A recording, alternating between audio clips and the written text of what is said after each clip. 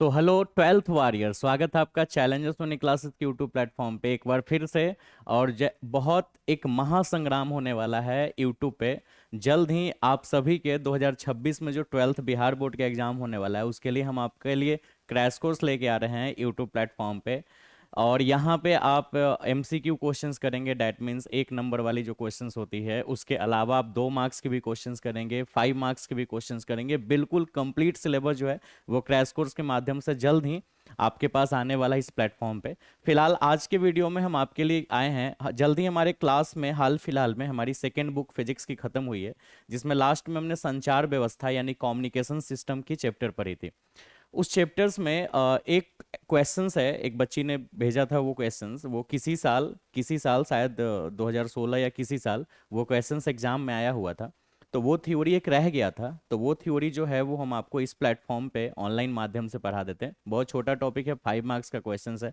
ऐसे और भी कोई क्वेश्चंस अगर आपको डाउट होगा तो आप इसी तरह मुझे व्हाट्सएप पे भेज सकते हैं, और फिर हम उसका एक्सप्लेनेशंस आपको ऑनलाइन माध्यम से कर देंगे, है ना। तो इससे हमारी सिलेबस भी मेंटेन रहेगी और जो क्वेश्चंस छूटा हुआ है वो भी नहीं छूटेगा। तो चलो बेटा, शुरुआत करते हैं आज की सेशन। और आज की सेशन में हम लोग सबसे पहला क्वेश्चन जानते हैं।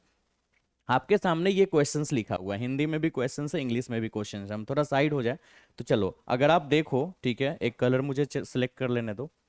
ठीक है, तो आप देखो, आयाम मॉडुलन को हम लोग एम्पलीट्यूड मॉडुलेशन कहते थे।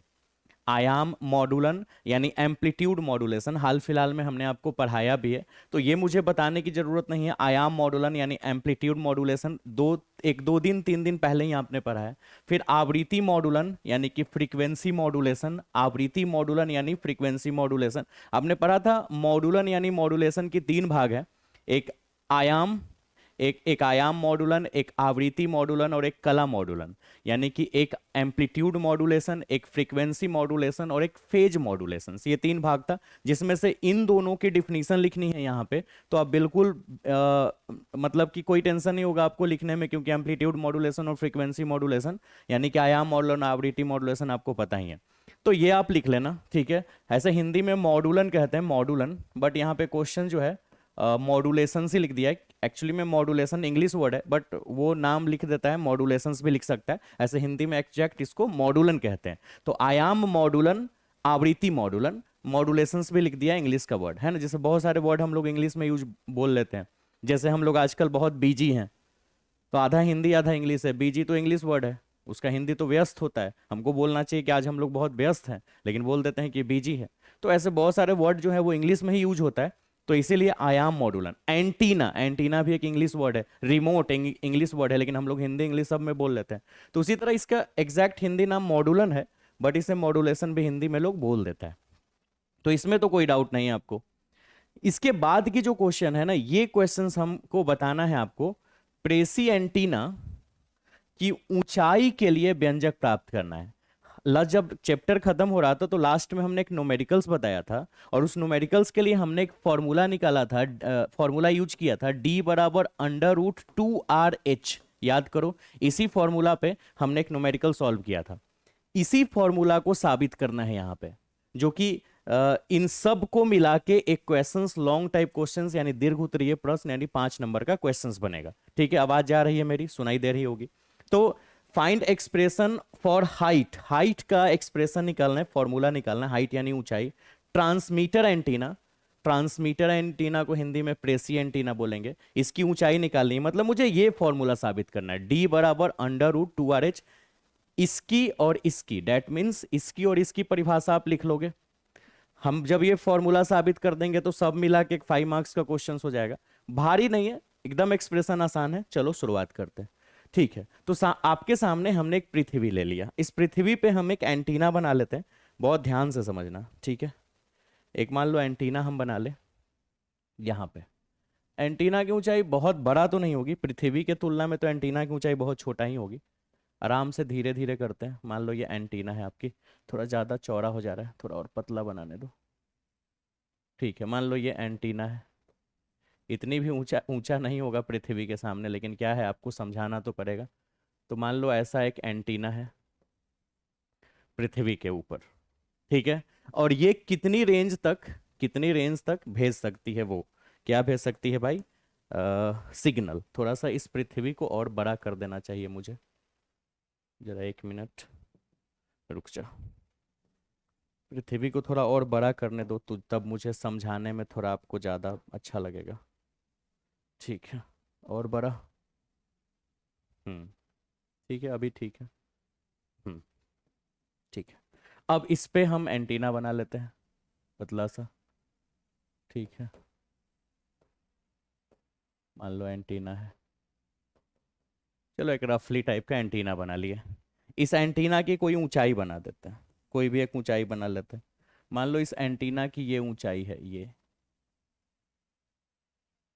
ठीक है, इस ऊंचाई का नाम एच रखते हैं, एच। सही है यहाँ तक?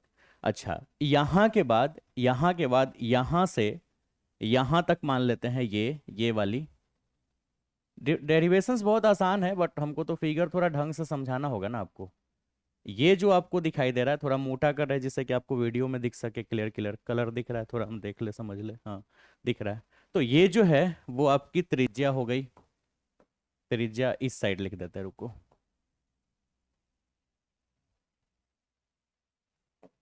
त्रिज्या, ध्यान देना, थोड़ा मोटा करके कि इस पे कलर आपको समझ सके। ये आर है, तो ये हमारी एच है, ये हमारी आर है, ये ऊंचाई है आपकी एंटीना की। और ये तो पृथ्वी की त्रिज्या हो गई, 6400 किलोमीटर होती है। समझ गए, कोई दिक्कत नहीं है। आगे कुछ और कलर चेंज करके हम बना ले, ठीक है। कौन सा कलर कर ले, कुछ कलर बना लेते हैं, डार्क सा ग्रीन भी बना सकते हैं। ठीक है, जैसे देखो, अगर मान लो, हो सकता है कि ये जो है, आया क्यों नहीं कलर, एक मिनट। हो सकता है कि ये जो है वो यहां तक अपनी रेंज भेज रहा है, यानी कि सिग्नल यहां तक भेज रहा है। और इस साइड भी सिग्नल जो है वो यहां तक भेज रहा है। ये सिग्नल मान लो यहां तक भेज रहा है। समझ गया? इसकी दूरी हम लोग डी मान लेते हैं, यही उसकी दूरी हो गई, रेंज। उम्मीद है सब हम मोटा मोटा करके लिख रहे हैं बोल्ड लेटर में कि आपको दिख सके। ये एंटीना की ऊंचाई हो गई, ये पृथ्वी की त्रिज्या हो गई। और मान लो कि यहां से यहां तक वो सिग्नल भेज रहा है। पूरे अर्थ पे थोड़े सिग्नल भेज देगा यार, अर्थ इतनी छोटी नहीं है ना, पृथ्वी बहुत बड़ी है। इतना दूर तक मान लो सिग्नल भेज रहा है, ये भी बहुत ज्यादा हो गया अगर पृथ्वी की तुलना में, क्योंकि इतना बड़ा, पृथ्वी की तुलना में इतना बड़ा एंटीना तो नहीं हो सकता, इतनी छोटी सी एंटीना हो सकता है या उससे भी छोटा, क्योंकि इतना छोटा पृथ्वी तो नहीं है। तो ये ऊंचाई हो गया, ये त्रिज्या। तो ये कुल ऊंचाई हो गया एच प्लस आर, ये एच और ये आर, तो ये एच प्लस आर। और ये यहां तक उसकी जो सिग्नल जा रही है, ठीक है। और इधर भी तो डी ही हो जाएगा बेटा, डी। ठीक है, उसके बाद एक और कोई कलर सेलेक्ट कर लेते हैं। कौन सा कलर ले ले, कौन सा कलर ले ले, पिंक ले लेते हैं। ठीक है, अब देखो एक चीज देखो, क्या है कि अब यहां से हम अपने लिए कर रहे हैं एक लंब, यहां से हम एक लंब डाल रहे हैं, एक ऐसा लाइन खींच रहे हैं, एक ऐसा लाइन खींच रहे हैं जो यहां पे 90 डिग्री फॉर्म कर सके, 90 डिग्री, 90 डिग्री फॉर्म कर सके। वीडियो में दिख ही रहा होगा क्लियर, थोड़ा एक बार चेकआउट कर ले, हाँ ठीक है। ये 90 डिग्री फॉर्म कर रहा है। इधर भी वही चीज, लेकिन एक ही साइड से हमारी काम हो जाएगी। तो मान लो यहाँ पे 90 डिग्री, अगर इधर भी हम खींच दे ऐसे, थोड़ा बोल्ड कर रहे हैं दिखने के लिए, कैमरा में थोड़ा दिक्कत होता है जरूर। तो 90 डिग्री, यहाँ पे हमने 90 डिग्री बना दिया। अब बताओ कि ये एक समकोण त्रिभुज बना कि नहीं। इस समकोण त्रिभुज का कुछ कुछ नाम रख लेते हैं हम लोग। जैसे यहाँ पे ओ नाम रख देते हैं, यहाँ नाम ए रख देते हैं, और यहाँ नाम बी रख देते हैं। अब देखो एक त्रिभुज बन गया हमारा, ओ ए बी। अब चलो काम करते हैं, ठीक है। चलो ध्यान देना। अच्छा एक बात बताओ, जब यहाँ से यहाँ पृथ्वी की त्रिज्या है, तो ये भी तो पृथ्वी की त्रिज्या ही हुई ना। किसी वृत्त में या गोले में ये त्रिज्या, ये त्रिज्या, ये सब तो त्रिज्या ही ना बेटा, ये सब तो त्रिज्या ही है, सारा का सारा त्रिज्या है। ठीक है, तो अभी देखो सबका सब तो त्रिज्या ही है। ठीक, एक मिनट, थोड़ा लाइट कट गया है, थोड़ा लाइन पे रहना, क्योंकि शायद पूरा बूझ ना जाए। सारा लाइट ऑफ कर दीजिए जरा। ऑफ है? और पंखा भी?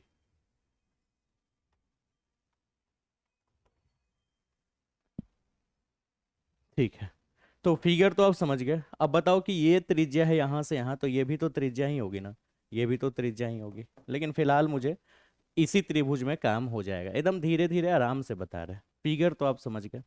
अब चलते हैं हम लोग इस त्रिभुज में। त्रिभुज का नाम है ओ ए बी या बी ए ओ बोल सकते हो। त्रिभुज ओ ए बी में, त्रिभुज ओ ए बी में, थोड़ा सा इसको मोटा कर ले, त्रिभुज ओ ए बी में, ओ ए बी में, समझ रहे हो बात। अच्छा, अगर ये 90 डिग्री है तो इसके सामने ही कर्ण होगा, कर्ण हो जाएगा ना, कर्ण। ठीक है, तो अगर ओ ए बी में हम पाइथागोरस प्रमेय लगा दें, कौन प्रमेय? पाइथागोरस प्रमेय। तो पाइथागोरस प्रमेय से, इंग्लिश में आप पाइथागोरस प्रमेय लिख लेना। ठीक है, तो आपने पढ़ा होगा कि एच स्क्वायर बराबर पी स्क्वायर जोड़ बी स्क्वायर। इंग्लिश में बस इतना ही तो अंतर हो गया, यहाँ पाइथागोरस थ्योरम इंग्लिश में लिख लेना, from Pythagoras theorem. H square बराबर पी स्क्वायर जोड़ बी स्क्वायर। इस ट्रेंगल में 90 है तो ये एच होगा, यानी कर्ण।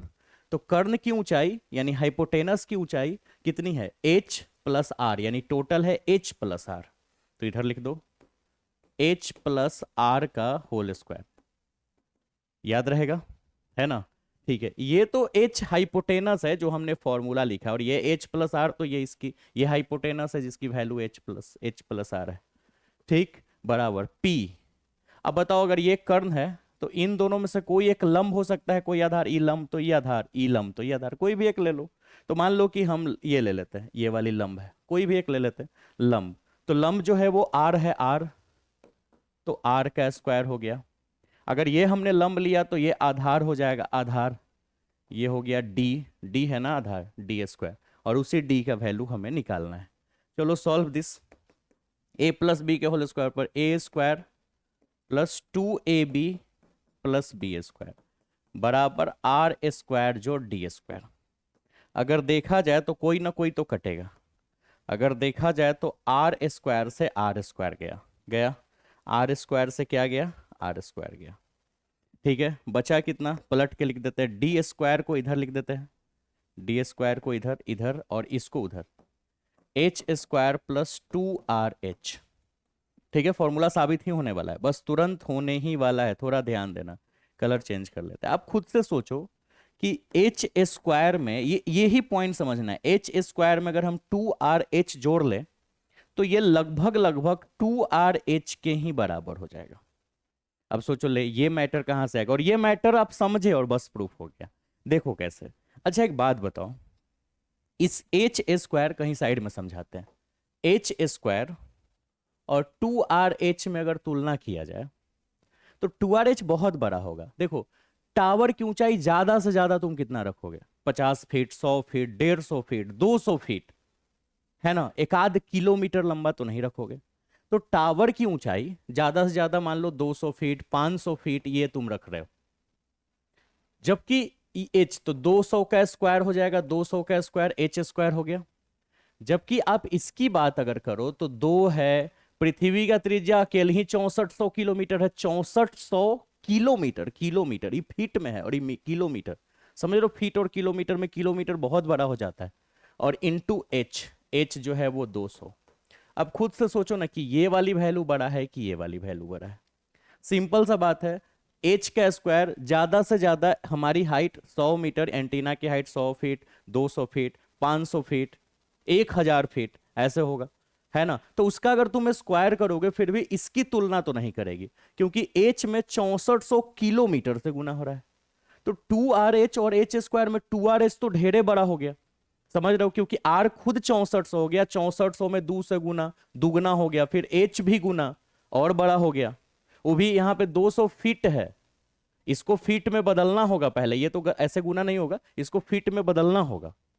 मोटा मोटी अगर मान ले कि एच की वैल्यू अगर हम 1 किलोमीटर ले लेते हैं, एच की वैल्यू अगर 1 किलोमीटर ले लेते हैं, तो 1 किलोमीटर इतना तो होता नहीं है, तो एच की वैल्यू अगर 1 किलोमीटर लिख ले तो 1 का स्क्वायर 1 ही रहेगा, और यहां एच की वैल्यू 1 रख दे तो 1 गुना 6400 गुने 2, 12800 हो जाएगा। तो ये कहाँ 1 किलोमीटर स्क्वायर आया, और ये कहाँ 1200, 12800 आ गया। तो नॉर्मली आपको समझ में आ रहा होगा कि एच स्क्वायर और 2RH में तो 2RH ढेरे बड़ा है ना। तो एच, यही हमने लिखा कि एच स्क्वायर प्लस 2RH में 2RH तो ढेरे बड़ा है। तो समझो कि 2RH एक नदी है और एच स्क्वायर जो है, ठीक है, वो एक बाल्टी का पानी है। एच स्क्वायर एक बाल्टी का पानी है और 2RH एक नदी है। अब एच स्क्वायर एक बाल्टी के पानी को अगर हम नदी के पानी में ऐड कर दे तो लगभग नदी के पानी के बराबर हो गया। ये नदी का पानी समझो हो गया और ये बाल्टी का पानी हो गया। अभी बाल्टी का पानी अगर हम इस नदी के पानी में अगर डाल दें तो इसको लगभग लगभग हम नदी का पानी ही बोलेंगे। तो इसलिए एच स्क्वायर और 2RH में 2RH इतना बड़ा है कि एच स्क्वायर को अगर यहां से हटा भी दे तो फिर भी 2RH पे कोई खास फर्क नहीं पड़ेगा। इसलिए एच स्क्वायर प्लस 2RH को हमने लगभग लगभग 2RH लिख दिया। और इस कारण से यहां की जो फाइनल फॉर्मूला है बस हो गई, डी स्क्वायर बराबर, है ना, एच स्क्वायर प्लस 2RH को अब सिर्फ 2RH लिख सकते हैं। और इस तरह से डी बराबर अंडर रूट 2RH, और यही हमारी फॉर्मूला साबित करनी थी, एक्सप्रेशन। बस बहुत सिंपल तरीका से। तो डेरिवेशंस बहुत आसान है, छोटा सा है, फिगर थोड़ा सा कॉम्प्लिकेटेड है, बट आप आराम से इसको बना पाओगे। हमने आपको सारा डिटेल समझा दिया। रहा बात पीछे आयाम मॉडुलन और आवृत्ति मॉडुलन, यानी कि फ्रीक्वेंसी मॉडुलेशन और एम्पलीट्यूड मॉडुलेशन की अगर बात करें तो उसकी डिफिनीशन आपको पता है। तो ऐसे और भी कोई भी क्वेश्चंस में अगर आपको डाउट हो डेफिनेटली आप मुझे भेजें और इसी तरह से हम उसको डील कर देंगे, ठीक है। और ये जो पेज है, ये इसका पीडीएफ जो है वो आपको आपको ग्रुप में चला जाएगा, या तो फिर आप स्क्रीनशॉट ले लो, मुझे थोड़ा आसान पड़ जाएगा। तो एक काम करो, आप वीडियो को पॉज करके, ठीक है, आप स्क्रीनशॉट ले सकते हो। ये क्वेश्चंस हो जाएगा, स्क्रीनशॉट ले लो फटा से।